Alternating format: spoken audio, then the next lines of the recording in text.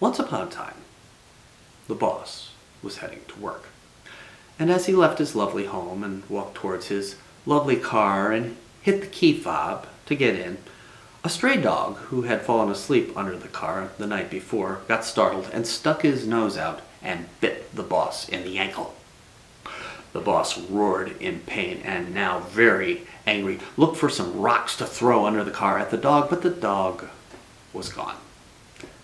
And so, the boss drove to work, rather aggressively, where he found that his vice presidents had put together a PowerPoint for a wealthy potential client that was, to put it nicely, underwhelming. And he put the anger he had for that dog to use. He ripped those vice presidents, those guys and gals, stem to stern, and sent them packing, tails so far stuck up between their legs it was a wonder they could walk. And of course, the vice presidents, who really depended on the managers to develop the PowerPoints, who has time to learn all this computer stuff when you have to direct a large staff and manage your fantasy football team at the same time, right? Well, they took the big box of anger the boss had given them and splattered it right on the desk of those managers, complete with insults and accusations and threats that if they didn't want to be doing this, you know what, for the rest of their lives, they would get it right this time. And then the managers, who actually depended on the administrative assistants to get this done and whom they had honestly given bad information to before, because we know who really runs successful companies, right?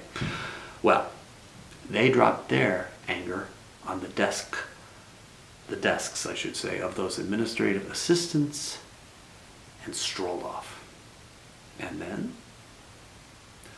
one of them, still fighting back the tears caused by the manager's visit, dropped his anger on the custodian for making a mess as they changed the water bottle on the cooler. And that poor custodian, she went home and screamed at her husband, who had burnt dinner again. "You don't even work anymore," she said. "Can't you do anything right?" And the husband, humiliated, took the burnt dinner to the garbage. There was a dog there, waiting, hoping for a morsel. But all the husband gave him that night was a kick. And still hungry and now angry, the dog went away, found a familiar parked car, crawled under it, and went to sleep. A story adapted from the website moralstories26.com. There was so much anger in this world. I have never been a fan. Anger frightened me as a child, and I'm not crazy about it when someone is angry at me, especially if it's someone I love.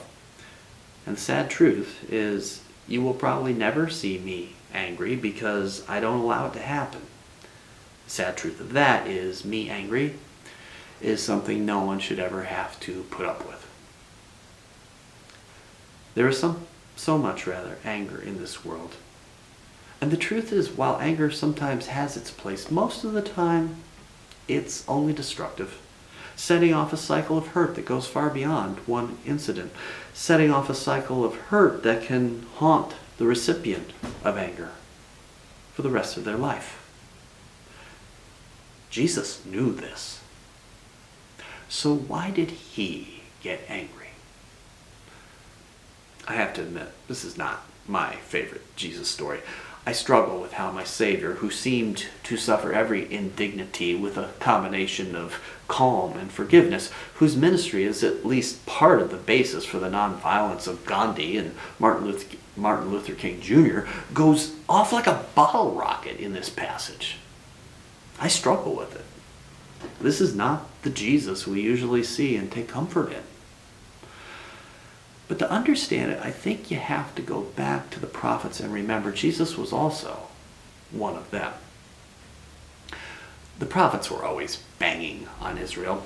That was their call. They had been sent by God to a people that had become lazy and wealthy and convinced that as long as the worship was done and the sacrifices were made, God was duty-bound to protect them, prosper them, and give them a life of peace. But of course, what they thought God wanted wasn't what God wanted. And so the prophets spoke the prophetic message, which we sum up and repeat every week here at church. Do justice, love mercy, walk humbly with God. But there was a very specific reason why the message was so needed and important. Hey, look up there on the hill. Well, who's that? That is Joseph, the richest shepherd in the land. Oh, how many sheep does he have? 347. Joseph is blessed by God. Oh, but look there. Who's that? Samuel, the poorest shepherd in the land. Oh, not as blessed as Joseph then. God does not look upon Samuel the way God looks upon Joseph. Oh, well, how many sheep does the poor guy have? 340.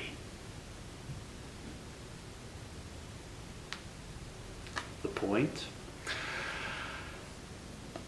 Before the time of the prophets, there were only a few real cities in Israel, and honestly, most of them were probably very small. And most folks engaged in the family business. They were shepherds. But the key word in that statement is family. Israel was 12 tribes that arose from the same biological line. They were a family of shepherds. And the difference between a rich shepherd and a poor shepherd wasn't all that much, not usually. It was a way of life that provided enough. But with the move to cities and larger cities came the development of a class system, and as a result, less fortunate people living in poverty. And this was the basis of the anger of the prophets, the mistreatment of the poor who were family by the wealthy. To paraphrase Amos a bit, hear this, you who trample on the destitute, buying the poor for silver and the needy for a pair of shoes. The anger of the prophets was rooted in the fact that the wealthy did not, in their inmost being, cherish and want to help the less fortunate members of their family. And I think Jesus, in this somewhat troubling story, is channeling a similar energy.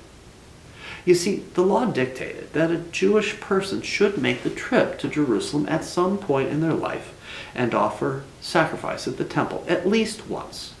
But the law also provided for the fact that traveling with a sacrificial animal, especially over a great distance, and considering the fact that that animal had to arrive without blemish or injury, was asking too much.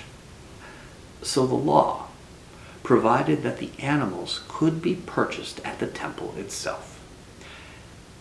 The money changers and those selling animals for sacrifice were performing a service. But what had happened is that the service had morphed into big business. The pilgrims were being treated no different than customers in a mall. Jesus is angry because the people and the priests whom they served under were no longer serving the pilgrims, they were just taking from them. They were no longer treating them, helping them as family. And the anger of the prophets, who railed against injustice, became his own. And so the temple was cleansed. And it's cleansed because Jesus speaks out against abuse.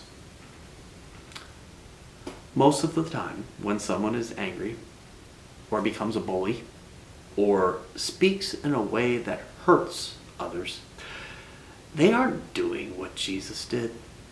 They are instead speaking out of their own pain. Like the boss who sets off a chain of anger in our story. They have been handed the hurtful emotions of another and are looking for a safe place to unload them. When someone does that to us, we need to remember that it's them, not us. When we do that to another, we need to remember that as well and look into our hearts and ask, why would we do such a thing? By doing this, we can begin to develop both compassion for others and for ourselves. By really seeing the damage anger can do and the damage taking that anger out on others can do, we can see how we need to instead turn from anger, let it go, and turn to love. We can grow and spread the peace of Christ we like to talk so much about. But it only happens if we're willing to look at ourselves on a deeper level and realize that now, with the coming of Christ, all people are family. At the end of our lesson, Jesus makes a rather cryptic comment about tearing down the temple and then raising it in 3 days. The religious leaders don't get it, of course, but he's gone from talking about a holy building to talking about himself. He, not just the temple, is a place where there is God. The gift Jesus brings is that same gift. The Spirit has been given to us, and we are called to live out the truth of Christ. Called to lay aside anger, to see all as family. Make our first reaction love, and do that even though anger will still, though rarely, be justified. We're called to see the truth that in the end only love will end the cycle of anger. Love in making all people family. We lost someone this week, a relative of Jesus, actually, a Jewish guy. Also a relative of the family of dentists that a lot of our kids have used. That gentleman's name was Bob Saget. He was the dad, of course, on Full House. And I have to admit, I don't think I've ever watched a full episode of that very silly show. But when my kids were young, it was in reruns. And in the few minutes they'd have before catching the bus, that show would be on. And I knew it was a safe place. Bob Saget was what you wanted to be as a dad. Uncle Jesse, if you could forgive his incredible obsession with Elvis Presley, was a great uncle. Uncle Joey, if you could get past his horrible attempts at impersonations and humor, was the same. Oddly, Bob Saget was also a very, very off-color stand-up comedian. But one part of his life really did mirror his TV character. And you saw it and you're seeing it in the outpouring of grief at his passing. Without fail, people are speaking of how Bob Saget would welcome people, how he would actively try to help a person in distress, and how more than anything else, he never let you forget that he loved you. He told you he loved you.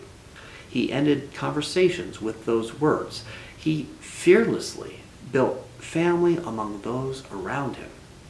He recognized family in the people he touched. That's what Jesus wants. Every day, every way from us. And it only happens if we open our hearts, go deep, forgive, let go of anger, and risk saying I love you. To family and friends, for that is how it starts. And then, to the world.